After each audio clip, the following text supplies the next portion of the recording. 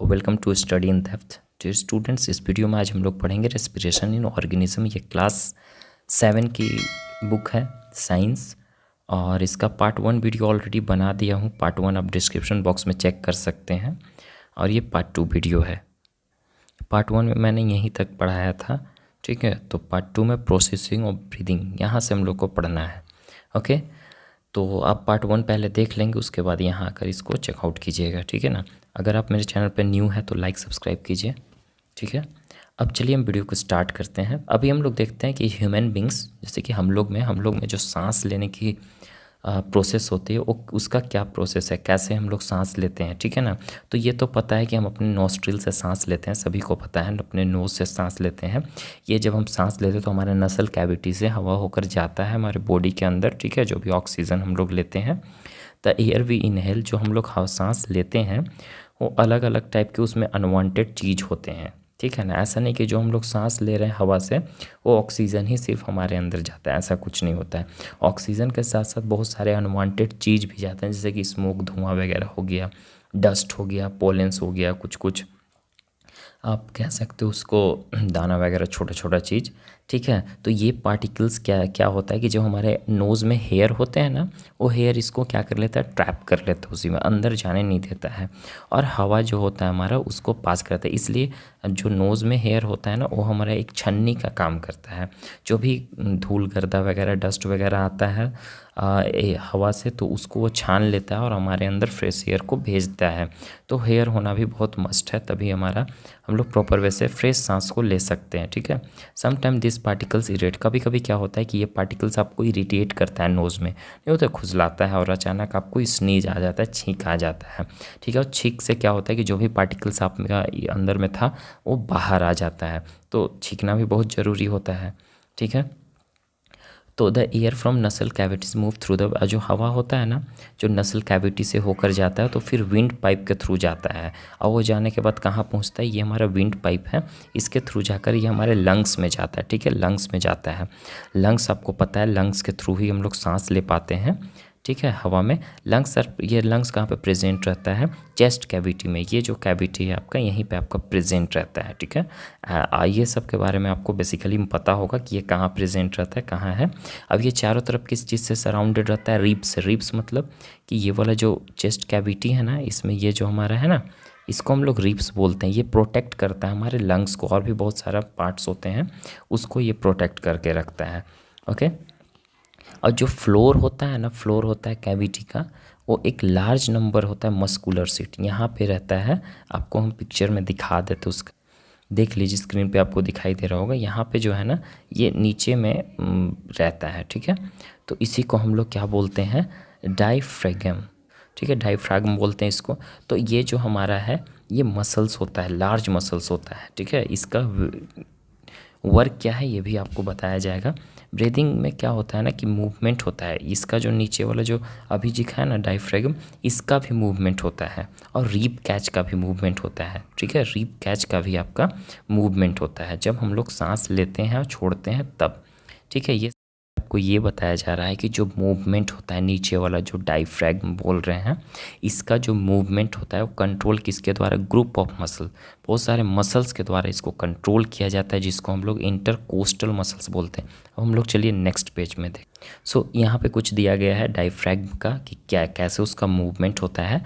Inhalation के दौरान क्या होता है, जब हम लोग सांस लेते हैं, ठीक है, सांस अपने अंदर लेते हैं, तो रिब्स जो है हमारा, रिब्स ये वाला जो आपको दिखाई दे रहा है, ये हमारा रिब्स है, ये उठता है, अपवर्ड की तरफ जाता है, बाहर की तरफ जाता है। और जो डायफ्रैगम है, मूव डाउन, वो डाउन होता है, ठीक है ना, वो डाउन होता है। इसके कारण क्या होता है ना कि जो हमारा चेस्ट कैविटी है वो एक्सपेंस होता है, बढ़ता है, ठीक है ना। जब हम लोग सांस लेते हैं, तो सांस लोगे तो आप अपने हाथ रख कर देखना कि आपका ये जो चेस्ट कैविटी है वो बढ़ेगा, ठीक है। तो आई होप कि ये समझ में आया होगा। इसके कारण क्या होता है ना कि जो एयर होता है लंग्स में जाता है।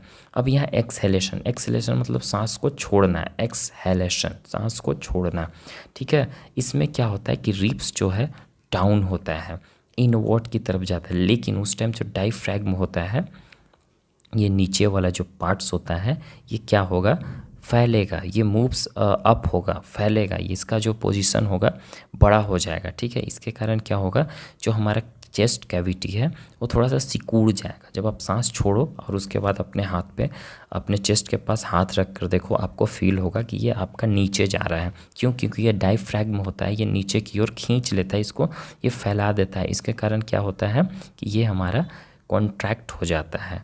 आ गई बात समझ में? और the air पुस्ट out the lung, इसके कारण फिर हवा जो होगा बाहर की ओर पुस्ट करके फेंक देगा, ठीक है।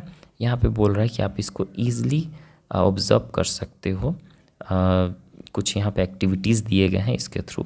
जब ये वाला नापने वाला होता है ना, तो इस टाइम जब सांस लोगे तो ये वाला आपका फैलेगा और सांस छोड़ोगे तो कम होगा, तो इससे पता चल जाता है हमको। अब उसका यहाँ पे मैकेनिज़्म, जो ब्रीदिंग का जो मैकेनिज़्म है ना, वहाँ एक एक्टिविटीज़ दिया गया है। तो खैर एक्टिविटीज़ आप लोग पढ़ सकते हैं खुद से समझने के बाद। और एक्टिविटी अगर हम पढ़ाने लगे तो थोड़ा सा टाइम ज़्यादा हो जाएगा, इसके वजह से खैर ये देखो, ये वाला जो है ना, ये लंग्स का बनाया हुआ है, नीचे वाला जो है डायफ्रैग्म है।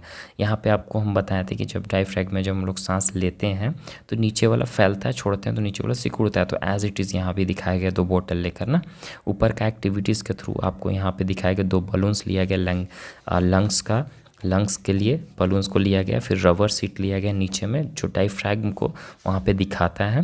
अब ये प्लास्टिक बोतल को कंसीडर किया गया था चेस्ट कैविटी के लिए, ठीक है। जब रबर को पुल किया जाता था, खींचा जाता था, तो बोतल का जो प्रेशर होता था डिक्रीज़ हो जाता था, कम हो जाता था। इसके कारण हवा जो बाहर का जो हवा है लंग्स के अंदर एंटर करने के लिए एलिजिबल हो जाता था इसके। तो ये चीज़ था, वही चीज़ जो हम आपको पहले बताया था। और रबर को जब सीट को रिलीज़ किया जाता है तो प्रेशर का जो बोतल का जो इंक्रीज़ है, जो प्रेशर होगा वो इंक्रीज़ हो जाता था। उससे क्या होता था कि हवा बाहर की ओर ढकेलता था और जो बलून था वो ये सिकुड़ जाता था, वो क्या हो जाता था, कॉन्ट्रैक्ट हो जाता। तो इससे आप अपने चेस्ट पे भी हाथ रख कर ऑब्ज़र्व कर सकते हो इस चीज़ को। ये कोई ज़्यादा बड़ा चीज़ नहीं है, अभी आप तुरंत कर सकते हो। लाइव एग्जांपल हम आपको बता रहे हैं। अब चलिए यहाँ पे देखते हैं, why do we breathe out, हम लोग सांस को क्यों छोड़ते हैं। The air we exhale contains carbon. देखो, जो हम लोग सांस छोड़ते हैं ना, उसमें कार्बन डाइऑक्साइड होता है, वाटर वेपर होता है, मॉइस्चर भी होता है। मॉइस्चर मतलब कुछ नमी होती है, ठीक है। तो इसमें क्या होता है, ठीक है, ये नमी होता है। तो मॉइस्चर को कैसे आप देख सकते हो, ये हम जस्ट बता रहे हैं आपको। कैसे आप कोई भी मिरर रहता है, मिरर पे आप क्या करते हो, सांस वहाँ पे एक्सहेल करो, छोड़ो, तो आपका मिरर पे देखना कि वेपर टाइप बन जाता है ना। उसमें आप कुछ लिख भी सकते हो, ड्राइंग भी करते हो ना, बहुत बार ऐसे करते हो। ठंडा के दिनों में ज़्यादा आप ऐसे करते होंगे, ठीक है। तो उससे आपको पता चला है कि हाँ, ये हमारा जो हम लोग सांस छोड़ते हैं उसमें मॉइस्चर भी होता है। तो ऐसे आप देखा जा सकता है, ठीक है। और वो मॉइस्चर कुछ देर बाद डिसअपियर भी होता है, गायब हो जाता है, ठीक है। The presence of carbon dioxide can also be see confirm.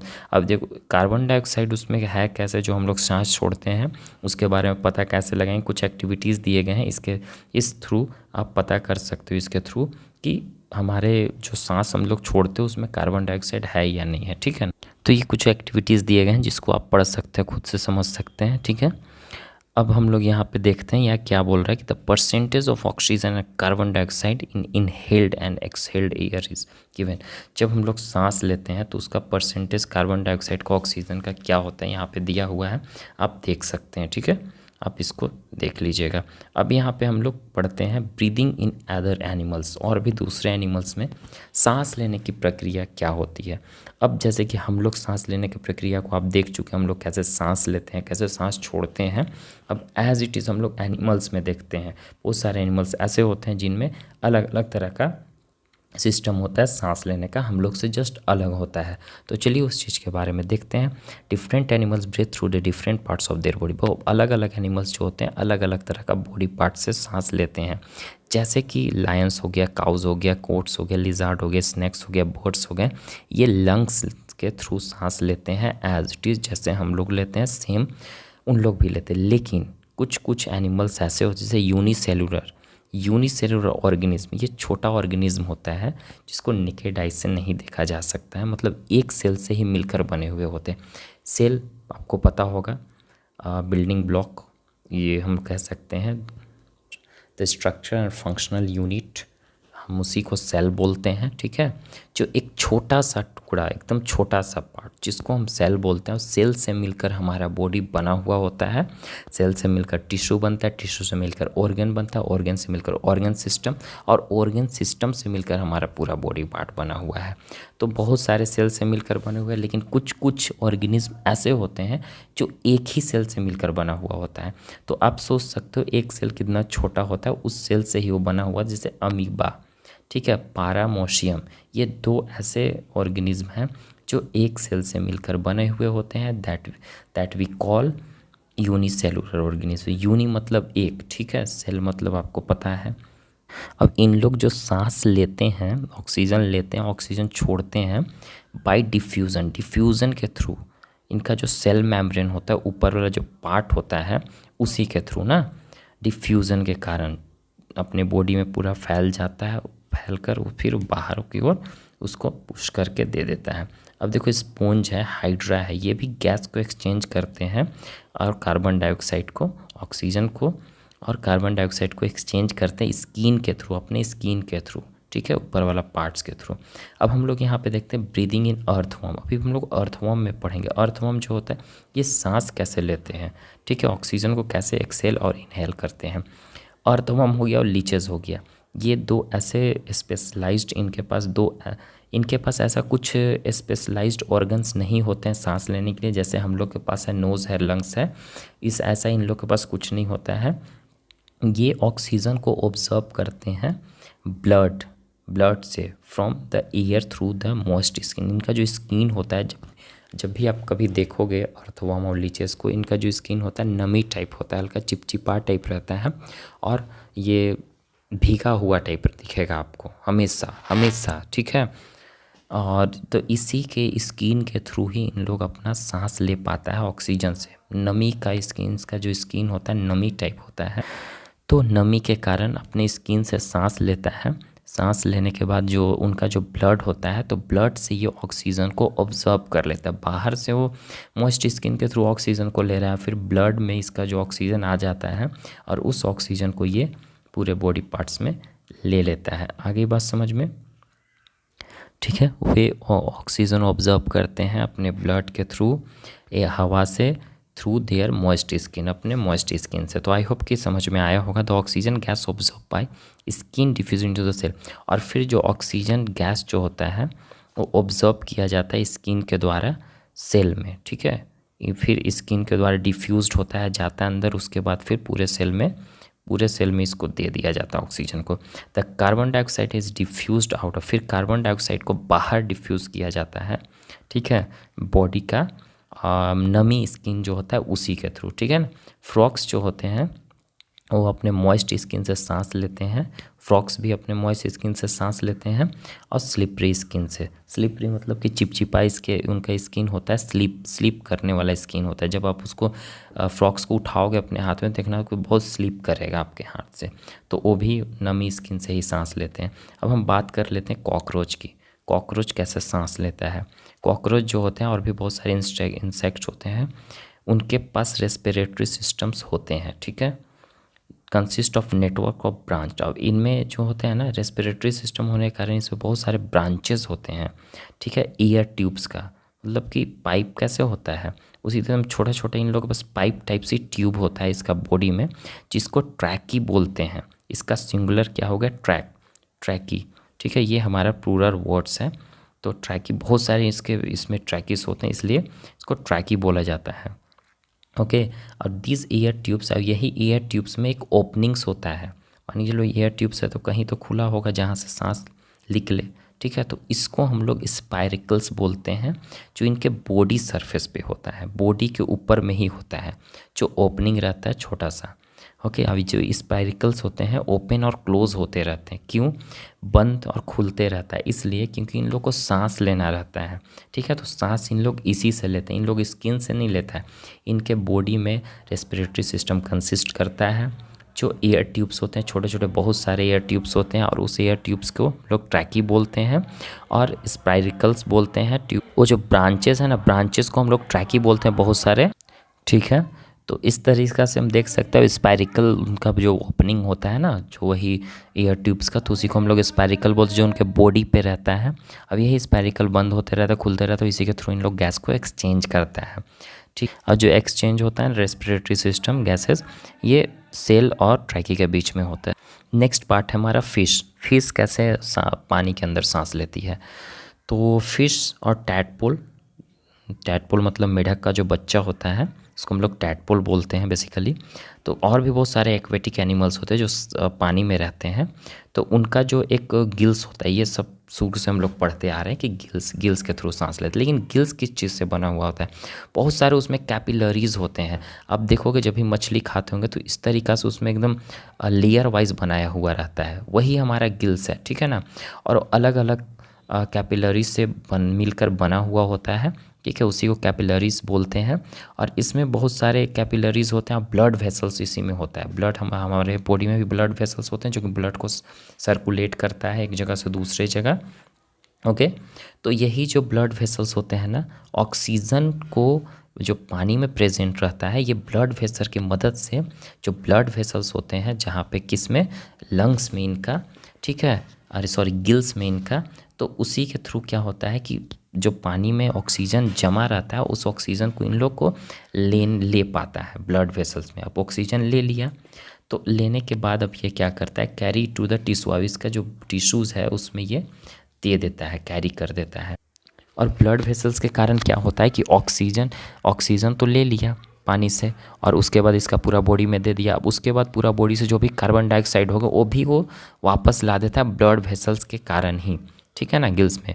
और gills pass this carbon dioxide, और फिर यही कार्बन डाइऑक्साइड को अपने सराउंडिंग में, जहाँ पे पानी वाला सराउंडिंग होगा इसके, तो पानी में ये छोड़ देता है कार्बन डाइऑक्साइड ना। जो फ्रॉक्स होते हैं, मेढक होता है, वो लंग्स से सांस लेता है जब वो ज़मीन पे रहता है, और गिल से सांस लेता है कब, जब वो पानी में। बेसिकली यहाँ गिल्स है, लेकिन ये मॉइस्ट स्किन से भी सांस लेता है फ्रॉक्स ना, मॉइस्ट स्किन से सांस लेता है।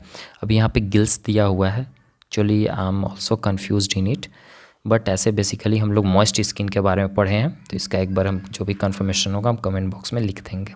अब देखो रेस्पिरेशन इन प्लांट्स, अब प्लांट्स में कैसे रेस्पिरेशन होता है। देखो यहाँ पे रेस्पिरेशन और जो ब्रीदिंग होता है वो अलग अलग होते हैं, ठीक है, डिफ़र होता है। अब यहाँ पे क्या बोल रहे हैं कि प्लांट्स भी एक्सचेंज करता है गैस को, ये चीज़ हमको पता है, ठीक है। ड्यूरिंग रेस्पिरेशन के दौरान क्या होता है ना, प्लांट्स ऑक्सीजन लेता है, ध्यान देना, जब इन लोग सांस लेता है तो इन लोग कार्बन डाइऑक्साइड लेता है, लेकिन यहाँ पे ऑक्सीजन ले रहा है, ठीक है। इन लोग को रेस्पिरेशन में, हमारे बॉडी में रेस्पिरेशन होता है, ठीक है। रेस्पिरेशन के बारे में आपको पार्ट 1 में समझाया गया, आप वहाँ से देख लेंगे तो आपको पार्ट 2 बेसिकली प्रॉपर वे से समझ में आएगा। तो इस रेस्पिरेशन के दौरान क्या होता है कि प्लांट्स ऑक्सीजन लेता है और कार्बन डाइऑक्साइड को रिलीज़ करता है।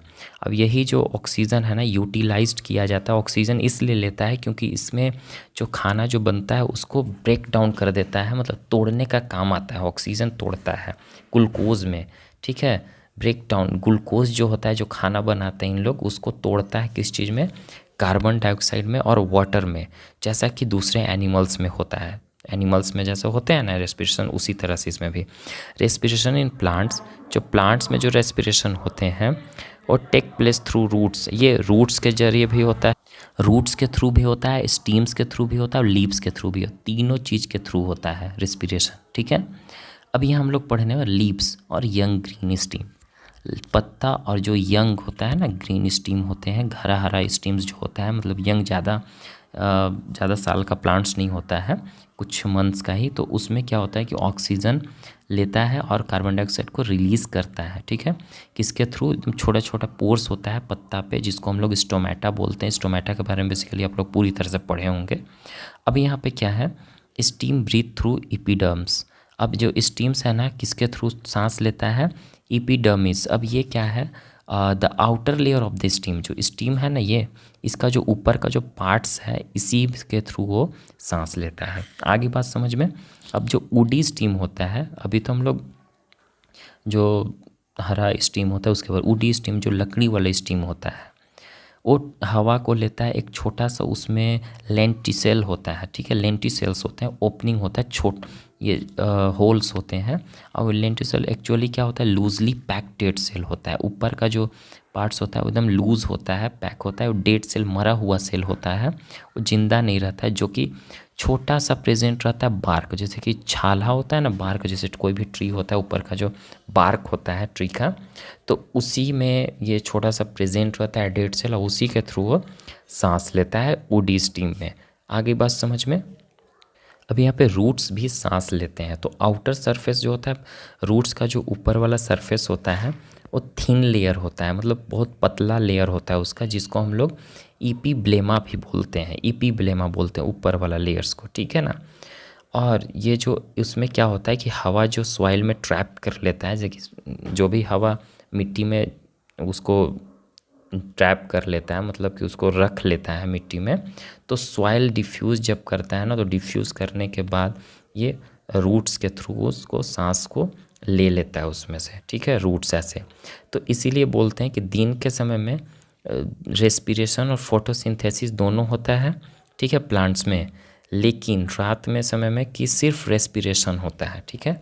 रात के समय में रेस्पिरेशन, फोटोसिंथेसिस तो हमको पता है कि लाइट के प्रेजेंस में होता है, लाइट नहीं मिलेगा तो फोटोसिंथेसिस होगा नहीं। अब फोटोसिंथेसिस के दौरान ही ऑक्सीजन को रिलीज़ करता है प्लांट्स, अदरवाइज ऑक्सीजन रिलीज़ नहीं करता है।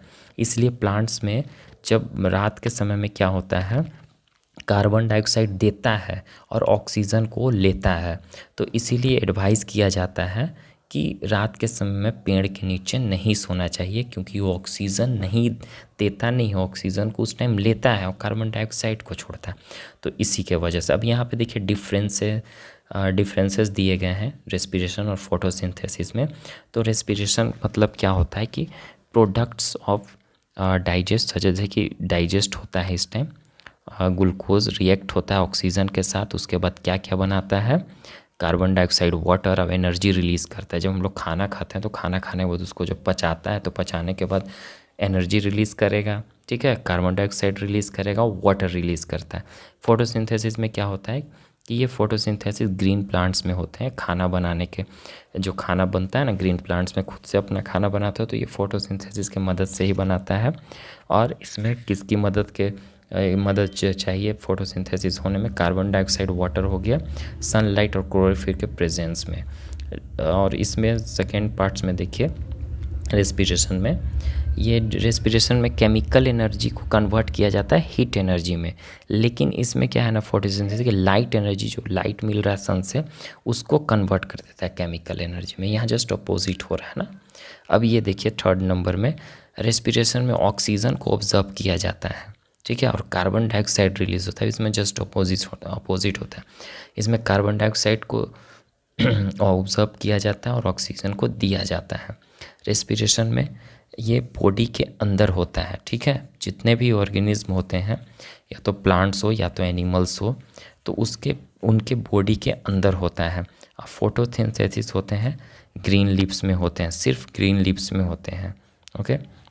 रेस्पिरेशन दोनों में होता है, दिन के समय भी होता है, रात के समय में ही होता है, और ये कंटिन्यूअस प्रोसेस है, हमेशा होते रहता है। फोटोसिंथेसिस सिर्फ दिन में होता है, ये कंटिन्यूअस प्रोसेस नहीं है। तो आई होप कि ये दोनों के बारे में आप समझ गए होंगे अच्छे से। अगर वीडियो अच्छा लगा तो लाइक सब्सक्राइब जरूर करें, और भी अगर कोई वीडियोस चाहिए साइंस इन डेप्थ के बुक से तो आप कमेंट कीजिए, हम उस वीडियोज़ को भी एक्सप्लेन करेंगे। वीडियो खैर बहुत ज़्यादा लॉन्ग हो चुका था, क्योंकि बहुत ज़्यादा ही टॉपिक को कवर करना था। Thank you, have a good day.